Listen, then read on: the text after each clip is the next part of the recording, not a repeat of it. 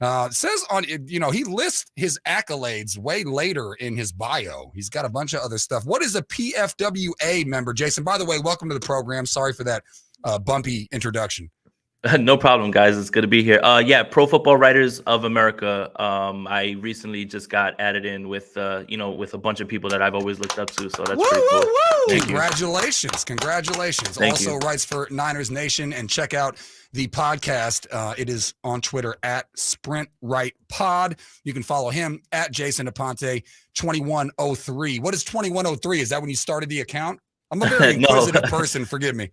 No. So 21 is a very big number in my household for Roberto Clemente, and then 3 is my favorite number. So 2103 was just something I've kind of run with. It gives burner vibes, but I just have run with it too long, and I don't think I can change it yet. No. I like it. I like it. Yeah. And you know what? Shout out that Clemente is big in your family. I had a childhood friend whose father loved that guy, and I feel like he doesn't get talked about enough. Mm-hmm.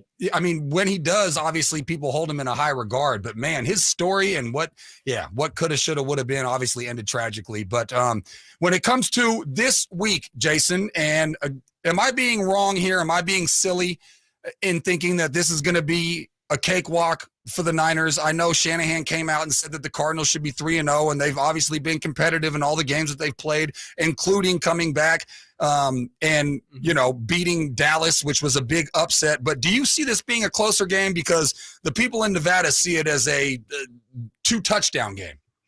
I think when you look at the schedule and you go through the opponents and you see the Arizona Cardinals and you say, well, no Kyler Murray, we don't know who's going to be starting. At that point, you probably thought it was Colt McCoy. And then you hear it's Josh Dobbs. You say, yeah, you know what? The 49ers should.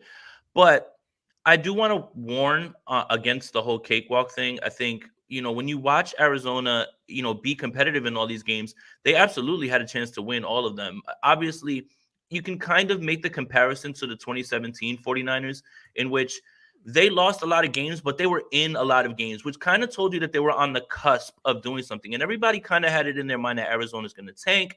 They want Caleb Williams. But for me, it shows that they're kind of changing the culture. But I will tell you that the 49ers are not overlooking this game. Kyle Shanahan has got a bone to pick with Jonathan Gannon a little bit. And I think that if he's as petty as I believe he is, this game is not going to fall by the wayside for the 49ers, no matter who's on the field. Yeah, absolutely. Do you think, though, Jason, that the Niners dealing with some injury issues, unfortunately, going into week 4? Deebo Samuel's got that rib and knee thing. Jawan Jennings, got that shin thing. Do you think that the Niners, I guess, Achilles heel in this game would kind of be, their own demise of injuries? Maybe. I mean, again, that's the stuff in the NFL that you can't really account for when you start the schedule, right? When you look at teams and you say, well, that's a win. Well, what if you have an impact player that's out? What if it was an offensive lineman, things like that? I think the 49ers have such a bevy of playmakers that they will be able to get by. I think what you kind of saw on Thursday was that Brandon Ayuk's a lot more important than people realize. We're all excited for Brandon Ayuk, and obviously he's a fantastic wide receiver, but the separation that he gets on his own was kind of lost in that game. And the Giants understood, if we blitz as much as we can and we press, Deebo Samuel's a fantastic player as well, but he doesn't create the separation on routes the way that Brandon Ayuk does. Now you're looking at a situation where Brandon Ayuk seems like he's up. It might be Deebo Samuel down. I think Brandon Ayuk is going to be, having himself a fine game. Kittle's still there. They have Christian McCaffrey, and as long as Brock Purdy is upright and healthy, and they're putting up 30 points, I think they should be fine. And I don't think that they can get by in this game without Deebo Samuel or Jawan Jennings, especially with Ronnie Bell's emergence. Jason Aponte joins us, Zakariah and Amil, right here at Sactown Sports 1140. Jason, I know it's early. We're only 3 weeks in, but I kind of thought that there were going to be other NFC teams that could possibly emerge to be the biggest threat to the Niners. I think now it's the Eagles. I think both the Eagles and the Niners have not played great and both find themselves being undefeated. But just to relate it to the Cardinals' opponent last week, how much did that Diggs injury knock down the Cowboys in terms of them being a potential threat to the Niners? I mean, obviously, when you lose a player of that caliber on either side of the ball, it's going to knock you down. But I think what last game highlighted is that the Cowboys are still a little bit soft against the run, and the Cardinals just beat them up, on the offensive line. And I think that's a little bit more worrisome than Trevon Diggs not being there. I mean, if Joshua Dobbs was throwing it around the yard the entire time, I'd say, oh, wow, they've got a big problem. Other teams will be able to, go at the other cornerbacks that they have. But I think what the concern that highlights that was highlighted more in that game was that the fact that Cowboys were still so soft against the run, and James Conner was doing what he wanted, and even Rondell Moore took a long play out of the backfield for a touchdown. So the Trevon Diggs thing is not going to be easy for them to overcome, and other teams will be able to exploit those matchups. But in a game where you weren't getting the ball thrown on you, to have it run over and over in that fashion, I think it speaks more about the run defense that has me a little bit more concerned about the Cowboys than anything. Yeah, and and going back to the Niners, their biggest weakness over the years has been, throws over the top. Especially in the secondary, getting beat on long plays. Everything else underneath has been pretty good, but they've been having a hard time with that. Do you feel like the Niners have kind of solved that problem under Steve Wilkes, and they're not going to let a guy like Hollywood Brown or Rondell Moore break out for a big gain down the field like that? Yeah, I'm not sure that this would be the game where we would see any sort of cracks in that. I think when you go against different personnel and again, Devontae Smith, AJ Brown, maybe if the Philadelphia Eagles have it figured out in week 13, maybe a matchup with the Detroit Lions, who are looking very good on offense and have a bunch of playmakers as well too. Maybe we'll see something like that. But I don't think that the Steelers were equipped to attack the 49ers downfield. I don't think the Rams necessarily were, especially without Cooper Kupp. And I don't think the Giants were either. So it's fair to say that we don't know. Now, there is speed for Arizona, but with the way that Dobbs and this offense operates, I don't think this is going to be the week that you see it. So I think it's undetermined at this point. Like, we don't know, but Steve Wilkes is a defensive back guy. You've got to understand that he's probably going to try to figure it out as best he can. But I don't think that we'd be able to find anything in this game towards that, especially with Arizona's game plan. Does the organization, the coaching staff, the players, but more importantly you, because all of those first three that I listed off are going to say nothing but high praise for Purdy, but do you feel better about Brock after 3 weeks than you did from last year? The same, or a little bit more concerned? Actually, I feel better. And I think it's less about the stats and more about the command and the calm that he brings. Even early in that Thursday game when they were blitzing him and he was making some questionable throws, it never, ever feels like it's getting away from him. And I don't want to talk bad about the other quarterbacks that have been here or anybody else, but it felt like one play would, cascade into another and all of a sudden start sliding away. It never feels like that with Brock Purdy. Now, how does that have to do with the playmakers? Does it have to do with Kyle Shanahan?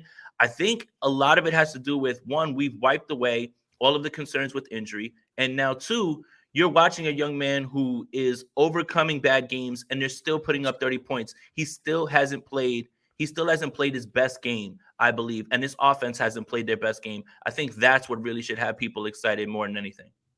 Yeah, Brock's been talking about that a lot, kind of weak that the sour taste in his mouth, how he didn't, make all the plays that could. They keep missing opportunities. What, I guess, would be the biggest potential for this Niners offense? Is it scoring 40 points, 50? Like what do you see it being, Jason? That's absolutely what it is. I mean, when you're talking about a game in the Rams where he's missed throws that probably put them up and put that game away, and early in the Giants game, you see them working through things. It's really about the adjustments that they make later on. And for me, it's about what this offense can do when they're all at full strength. Week one's a weird week for that because everybody plays, but not everybody's involved and up to speed. George Kittle's barely up to speed. This team particularly peaks at the end of the year, almost every year under Kyle Shanahan. So that's when you'll start to see the fruits of the labor. And I think that you're going to start to see 35, 37 points put up regularly against opponents that they should. And then obviously against tougher opponents, especially in the postseason, when you get down to the nitty gritty, you'll see them be able to make enough plays. I don't expect them to run through in the playoffs and score 30 points. I think that's a bit of a overstatement to think that that's possible. But when they're faced against teams that they should be able to, because they've been doing it without playing their best game and they've been doing it without all of their players. So I don't think there's any reason to think that this won't grow and that there's a little bit meat left on the bone. Any truth to the rumor, Jason, that after the surgery and that arm injury, that now his arm is even stronger, so he doesn't know how? That's why he's making those overthrows, because the arm's even better, Jason. Any truth to that rumor? You know what? Shout out to Henry Rowan Gardner. I sure hope so. I mean, that wouldn't be a bad thing at all. That's a little rookie of the year comment for everybody. I think that a little bit of the deep throw is just timing more than anything, and just touch. As much as it is the arm strength, it's still a little bit of touch, and it's still him working his way back. But being able to see him put the ball that far down the field, that's got to be a good sight. I don't know if there's any truth to the rumor, but I'd sure like to hope so. Yeah, I don't think there is any truth to that rumor. I think, frankly, the overthrows were a better look than anything. If there was one thing to highlight, though, defensively that the Niners need to improve on, what would you think that'd be, Jason? In the secondary, on the defensive line, in the back? Like, where do you think it is? It's really hard to nitpick this defense at this point, especially when they're giving up only 14 points per game over 3 games. It's really hard, right? They're not giving up any deep plays. They were incredible in Pittsburgh. The Rams game was a little bit choppy in the beginning, but I think you have to chalk that up to the fact that Sean McVay and Matthew Stafford are still very good at their jobs, and they had a very good game plan for a little while, and they knew how to attack early on, and the 49ers adjusted. I don't know if there's anything that's really a concern. I don't think it's necessarily the corner. I guess the secondary would be a concern based on depth. That would be the only thing. If there's an injury to Diamador Lenore, if there's an injury to Charvarius Ward, then you're looking at Ambry Thomas. You might have to, go to guys that don't have as much experience as those guys. So it wouldn't be necessarily the players that are there. It would be any sort of injury. And I think that goes for any side of the ball. I think what you have to look at with this defense is how they're generating pressure and who's generating the pressure. I mean, if you would have told me in week 3 that we'd be talking about Javon Kinlaw having 10 pressures and 10 quarterback hurries right now with this team, I think that would be, it's an incredible development at this point, because now you can keep guys off the field, keep them fresh, and you can send for it. You don't have to blitz. I think all of these things and the depth that they've been able to build right now mask anything that they have on the back end, if there was anything. As of right now, everything looks good for 3 weeks, but obviously, we know things change with injuries and the way that people play. But as of right now, I don't have anything that I'm necessarily concerned. There's no doomsday scenario right now for this team after 3 weeks. On our way out, and my apologies for busting you out, but I am proudly turning 40 this year. How old are you? Because that Rookie of the Year reference means that you've got to be around my age. I'm turning 39 in November. There you go. See, I got a bunch of 20-year-olds over here, Jason. They don't even know what that movie is, man. So I appreciate you coming around and making me not feel so old. Jason Aponte, check out his work, Niners Nation. Also, check out the fantastic pod, Sprint Right Pod, on Twitter at Jason Aponte 2103. Appreciate you, Jason. Enjoy the weekend. Thank you, guys. Enjoy the weekend as well. Thanks for having me. Thanks, there you Jason. go. Great guest, man. Yeah, get awesome. That guy on more often. He's awesome. Yeah, for sure. Coming up next, fifth, I plead the fifth, fun in the 40s, sound around the wacky world of sports. Justin Jeffens, trade, what? What? Blasphemous. Plus, USFL merging with the XFL. Can you smell what The Rock is cooking? Will that have any effect on spring football success? And a whole bunch of other stuff. We didn't even get to Willie Gay literally laughing when asked about the Jets offense. We'll do that next. Zakariah and Amil Fragoso right here, Sactown Sports, 1140.